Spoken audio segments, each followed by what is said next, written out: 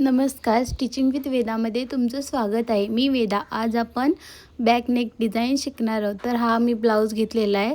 त्याची गळा उंची मला पाहिजेत 11 इंच.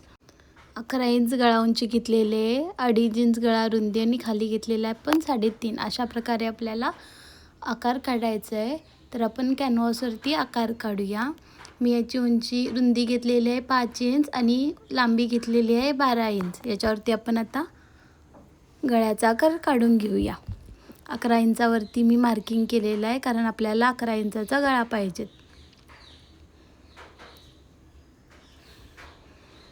आता खालच्या साईडला मला 3 इंच गळा रुंदी पाहिजेत आणि वरच्या साईडला शोल्डरकडे 2.5 इंच गळा रुंदी ती मी घेतलेली आहे. आता आपण स्ट्रेट लाईन मारून घेऊया आणि त्याच्यानंतर 2.5 इंच आकार द्यायला माप घेऊया. इकडे मी एक बॉक्स रेडी करून घेतलेला आहे आणि त्याच्यानंतर त्या बॉक्सच्या वरती परत 2 इंचाचं माप घेतलेलं आहे आणि त्याच्याच सेमामध्ये मी सेममध्ये 1/2 इंच एक्स्ट्रा घेतलेला आहे आणि आता असं कर्व असा मी आकार देत आहे. थोडा कर्व दिला की आकार छान दिसतो, त्याच्यामुळे थोडा कर्व मी आकार दिलेला आहे.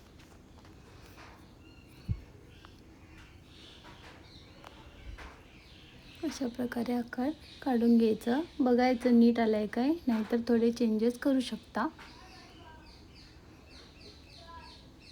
आता मी साईडनं जेवढं मला पाहिजे तेवढं गोलाकार आकारामध्ये कट करून घेते. हे बघा. आणि वरच्या साईडला थोडी 1/2 इंचाची पट्टी मी तशीच ठेवते. कशासाठी तर ते हलणार नाही कॅनव्हास. तुम्ही अशा प्रकारे पट्टी ठेवून बघा, कॅनव्हास अजिबात हलणार नाही.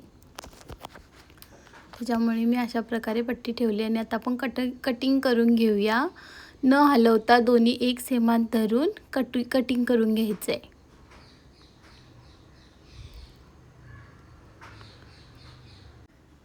आता आपण कॅनव्हास कापडवरती चिकटून घेऊया. जी चमकते बाजू ती आपण कापडवरती ठेवायची आहे आणि जी रफ बाजू आहे ती आपण वरती घ्यायची आहे. त्याच्यावरती नीट ठेवून अशा प्रकारे आयर्न फिरून घ्यायचं आहे. आपण नीट इस्त्री अशी मारून घ्यायची आहे. नीट असं प्रेस करून घेतलेलं आहे मी. हे बघा, न सुटत नाही आहे. मी खेचून बघते तरी सुटत नाही आहे. अशा प्रकारे मी घेतलेलं आहे. आता आपण मेन कापड घेऊया. त्याच्यावरती आपण अस्तर असा जॉईंट करून घेऊया आणि नंतर जे कॅनव्हास आपण कट केले ते साईडला 1/2 इंच ठेवले ते आपण स्टिच करून घेऊया. आणि आता मी जॉईंट करून घेतलेलं आहे मेन कापड पण आणि कॅनव्हास पण. आता अशा प्रकारे पिन लावून घेऊन आपण बरोबर मध्ये ठेवून स्टिच करून घेऊया. कॅनव्हासच्या टोकावर कॅनव्हासला लावून असे स्टिच करून घेऊया. इकडे आपल्याला थोडं 2 इंचाचं तरी गॅप पाहिजे दोन्ही आकारामध्ये.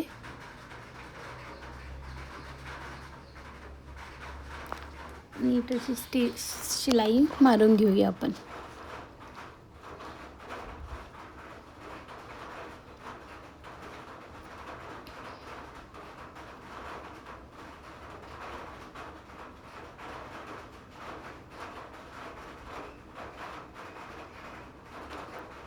आता आपण कटिंग करून घेऊया. 1/2 इंच ठेवून कटिंग करून घ्यायचं आहे. मग मध्ये असं सरळ कट करून घेऊन साईडचं असं कटिंग करून घ्यायचं आहे.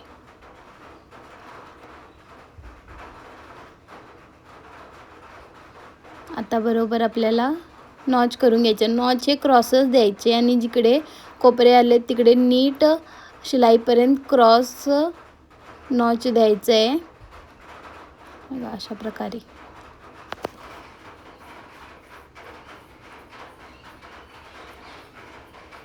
आणि एक नवीन ट्रिक म्हणजे कधी पण कोपरे असतील तर तिकडे शिलाई घालून घ्यायची. बघा, एक कोपरा मी परतला आहे ते नीट नाही आला आहे.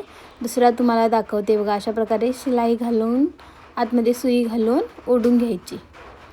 कोपरा नीट येतो. बघू शकता दोन्ही कोपऱ्यांमध्ये फरक दिसत आहे तुम्हाला. आता आपण तिकडे नॉट लावून घेऊया.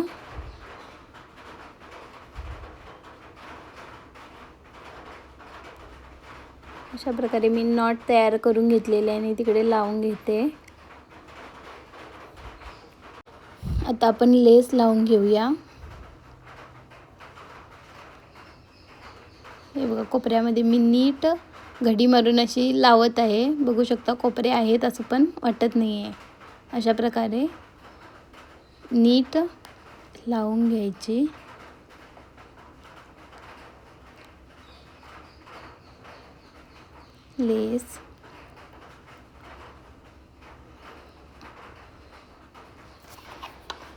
लेस लावून आपली डिझाईन तयार झालेली आहे. अगदी थोड्याच वेळात 10 मिनटं कटिंग वगैरे करून लावायला लागेल, पण लगेच लेस लावून आपली तयार होणार आहे. अशी सिंपल आणि साधी डिझाईन आपली तयार आहे. अशाच नवीन डिझाईन आणि टिप्ससाठी स्टिचिंग विथ वेदाला सबस्क्राईब करा आणि बेल आयकॉनवरती प्रेस करा. त्यामुळे काय होईल, तुम्हाला मी जेव्हाही व्हिडिओ टाकेल तेव्हा तुम्हाला नोटिफिकेशन येऊन जाईल. थँक्यू.